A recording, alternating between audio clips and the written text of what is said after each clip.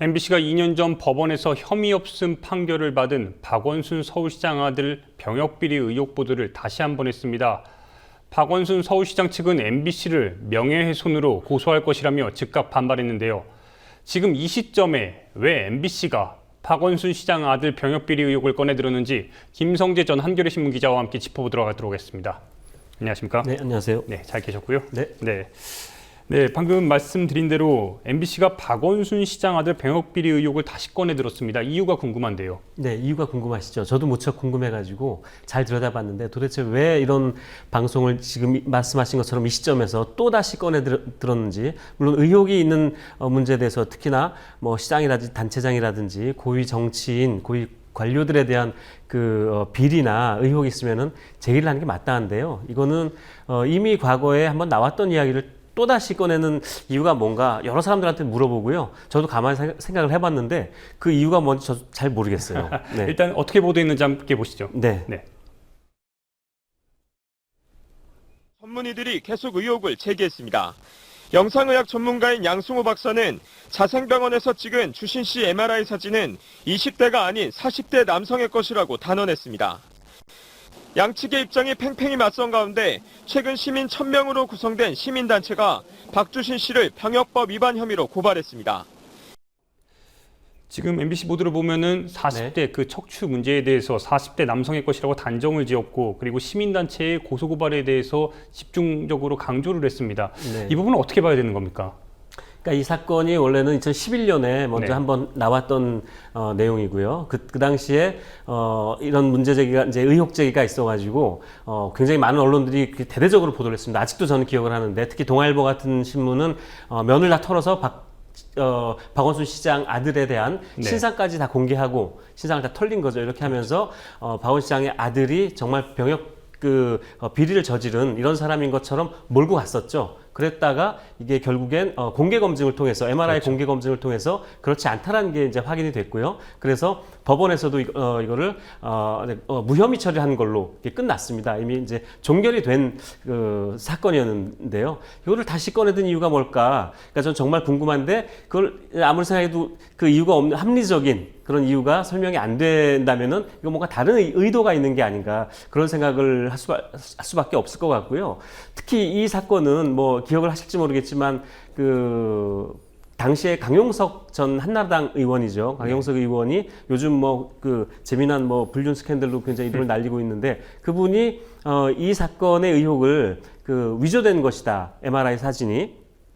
그랬다가 그게 사실이 아니면 자기가 옷을 벗겠다라고 했는데 결국 의원직을 사퇴하게 됐죠. 네. 그러면서 다 끝난 사건인데 이걸 다시 꺼내들인 가지고 나온 게 지금 시민단체들이 1000명이라고 하는데 어떤 분인지 잘 모르겠습니다만은 다시 이제 문제 제기를 했다는 거죠. 그런데 보통 이건 어떤 거냐면요. 그러니까 이미 무혐의 종결을 난 사건에 대해서 다시 어떤 의혹을 제기했을 때 기자들이 합리적인 판단을 해야 된다는 거죠. 이게 무턱대고 이제 계속 어떤 의혹을 제기하는 것인지 아닌지 이걸 이제 다시 봐야 되는데, 이 뉴스를 보면은요 전혀 새로운 내용이 없습니다. 그 당시에 제기됐던 의혹에 대해서 다시 또 한번 반복을 하고 있는 거거든요. 그때 그 MRI 사진이 허위였다, 조작된 것이었다, 그 얘기를 똑같은 이야기를 다시 하고 있는 것이기 때문에 이거는 기자가 봤을 때, 언론이 봤을 때 이거를 또 제기하는 것은 의미가 없다라고 충분히 어떤 상식과 합리적인 생각을 가지고 있는 기자라면 그런 판단을 했을 텐데, 그런데 이걸 또 다시 이제 그 똑같은 이야기를 앵무새처럼 반복을 하고 있는 이런 거를 다시 보도를 했다는 거죠. 박원순 시장에 대해서 지금 이 시점에서 왜 공격을 해야 되는지에 대해서도 전 납득할 수가 없고요. 어떤 다른 의도가 있는 것이 아닌가라고 볼 수밖에 없을 것 같습니다. 네, 그 다른 의도에 대해서는 솔직히 MBC에게 입장을 듣지 않는 이상 모르는 상황인데, 이때 보니까 박원순 시장 측이 적극적인 대응에 나섰습니다. 명예훼손으로 고소할 거라고 하던데, 이 부분은 어떻습니까? 서울시 쪽에서 바로 즉각적으로 이제 반발을 하고 나섰는데요. 그래서 네. 서울시 쪽에서는 왜곡된 주장을, 더더군다나 피고인이라는 건 그 당시에 허위 사실을 이렇게 해가지고 박원순 시장과 박원순 시장의 아들에 대해서 명예훼손을 한 혐의로 이제 조사를 받고 이제 피고가 된 사람들인데요. 그 피고인들의 주장을 여과 없이 또 편파적으로 방송했다라면서 이번에는 아주 MBC 사장부터요, 보도본부장, 보도국장, 그리고 데스크, 그리고 기자까지 다 이렇게 명예훼손 혐의로 형사 고발하고 손해배상을 청구할 계획이다 이렇게 이제 반발을 하게 되는데요. 기자부터 사장까지 이렇게 또 다 형사 고발까지 하는 그 일도 참 이례적인데 그만큼 이 사안이 너무나 터무니없고 굉장히 악의적인 그런 의도를 가지고 있는 게 아닌가라고 서울시에서 아마 판단을 한 것 같습니다. 네, 과연 사건이 또 어떤 방향으로 흐를지 앞으로도 좀 짚어주시기 바랍니다. 다른 소식도 한번 알아보겠습니다. 박근혜 대통령이 현재 중국에 있습니다.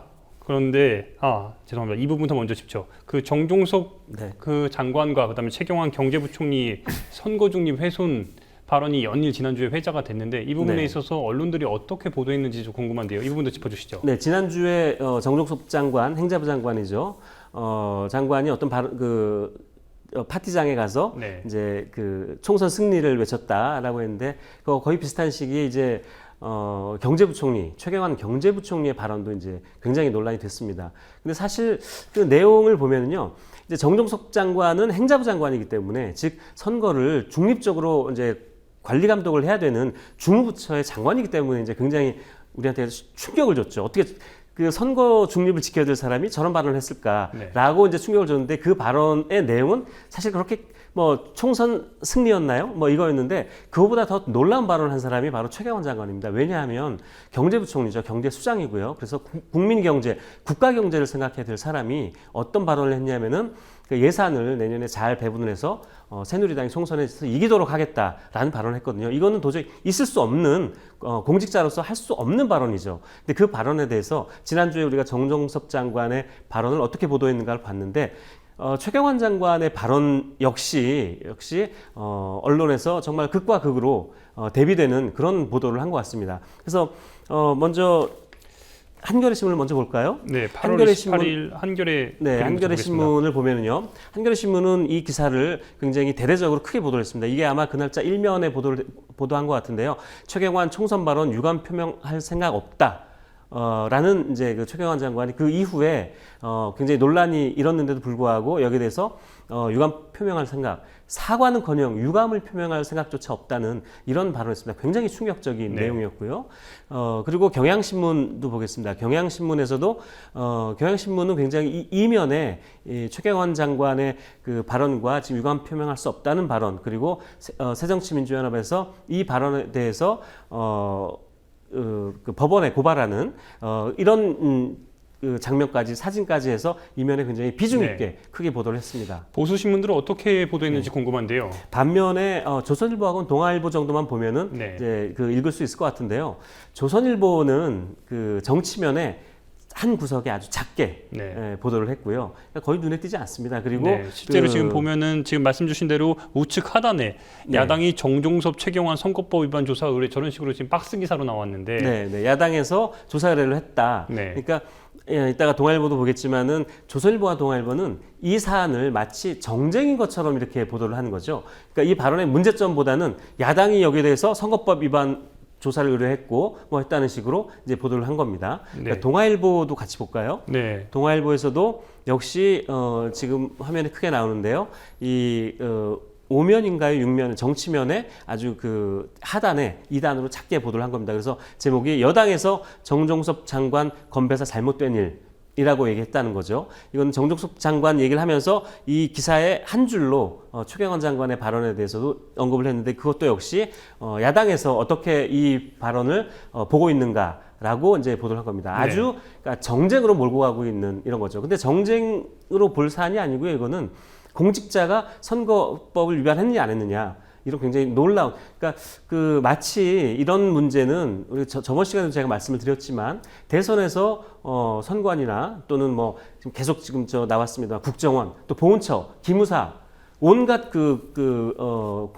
공공기관과 정부 부처가 어떤 굉장히 편향적인 선거 개입을 하는 그 맥락 속에서 지금 벌어지고 있는 일이거든요. 근데 이런 부분들은 다 무시하고 다 접고 단순히 이거를 그 여야의 정쟁 수준으로 몰고 가면서 정쟁이면 사람들이 다 어떤 생각을 합니까? 아, 피곤하다. 좀 그만 좀 해라. 해서 덮이는 거죠. 이런 식의 어떤 여론 조작을 하고 있는 게 아닌가 이런 생각이 듭니다.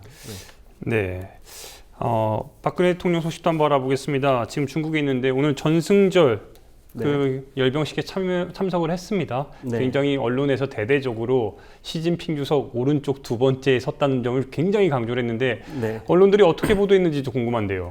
오늘 아침자 신문을 제가 쭉 봤는데요. 네. 오늘 아침자 신문을 기역으로 시작하는 신문부터 가나다 순이니까요. 네. 기역으로 시작하는 신문부터 히읗으로 끝나는 신문까지 9개 경향신문도 정도 준비했습니다. 신문이 되는데요. 예. 신문을 쭉 봤습니다. 봤더니 일면이 다 똑같더라고요. 어떻게 똑같으냐면 사진, 박근혜 대통령과 시진핑 주석이 마주보고 웃는 사진, 그리고 제목은 한중일이 정상회담 할 것이다. 그리고 정상회담 계획에 대해서 보도를 했고요. 네. 종합 일간지뿐만 아니라 경제지까지 모조리 다 똑같은 사진과 기사를 배치를 했는데요. 저는 이 사안이 굉장히 중요한 사안이라는 건 굉장히 저도 공감을 하고 동의를 합니다. 왜냐하면 지금 엊그저께까지 남북한이 굉장히 대치되는 상황이었고요. 이 상황에서 동북아의 어떤 그 안보 질서나 이런 것들이 굉장히 지금 사람들한테 관심이 있고 중요한 사안이라는 거죠. 그래서 한중일 또 특히 한국과 중국의 정상이 만나서 앞으로 동북아의 질서를 어떻게 가지고 갈 것인가라는 그 이야기를 나누는 거는 굉장히 중요한 사안이긴 한데 제가 이 보도를 오늘 그 말씀드린 이유는 어떻게 저렇게 모든 신문이 다 똑같은 기사와 사진을 일면에 배치할 수 있을까 이제 그 점인데요. 저는 이 9개 종합 일간지 그 조간 신문들이죠. 그리고 경제지들 중에 적어도 한두 개 신문 정도는 그래도 이 기사를 일면 사이드에 배치한다든지 일면 하단에 배치하고 그거보다도 좀 더 의미가 있는 사실 일반 국민들은 동북아의 질서에 대해서 굉장히 중요하게는 생각하지만 그렇게 관심 있는 기사는 아니거든요. 네. 일반 국민들이 즉 독자들이 더 관심 있고 그들의 삶에 더 영향을 미칠 수 있는 그런 기사를 한 번쯤은 한두 개의 신문쯤은 일면 톱으로 올릴 수도 있을 것이다라는 생각을 했는데 전혀 뭐 그런 기대를 다 이제 무시하고 거의 모든 신문이 다 그렇게 했다는 거죠. 저는 그래서 이제는 좀 다른 신문들이, 다른 언론들이 좀 나와야 되지 않을까. 다른 시각을 가진 언론들이 나와야 되는 게 아닌가라는 생각이 들고요. 그런 의미에서 저는 요즘 더더욱 더 대한 언론의 필요성과 중요성이 더 커져가고 있다. 이런 생각이 들었습니다. 네. 앞으로도 좋은 말씀 계속 부탁드리겠습니다. 오늘 여기까지 듣겠습니다. 고맙습니다. 고맙습니다.